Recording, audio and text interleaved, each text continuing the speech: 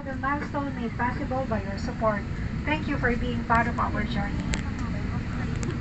Magandang tanghali, magandang hapon at maligayang pagdating sa AirAsia. Ito pong AirAsia Flight Z2-227 patungong Katiklan, Boracay.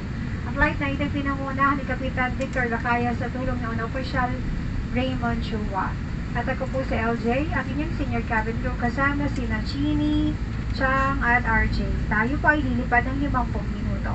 Na nakikiusapan lahat ng panauhin na ituwid ng mga sandalan, tiklopin ng mga mesa, buksan ng tabing ng mga bintana at ikabit ang seatbelt. Sa mga oras na ito, mangyari po lamang na ilagay ang lahat ng electronic devices sa flight mode. Para sa kaalaman na lahat ng paninigarilyo, kabilang ang paghahantay e-cigarette sa flight ng AirAsia, nagpitay pinagbabawal.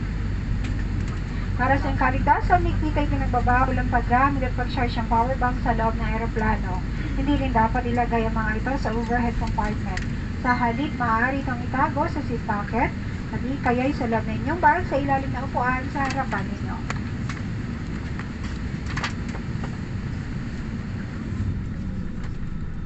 Dear guests, we will now demonstrate to you the safety features of this aircraft. As your safety is our concern, and the safety features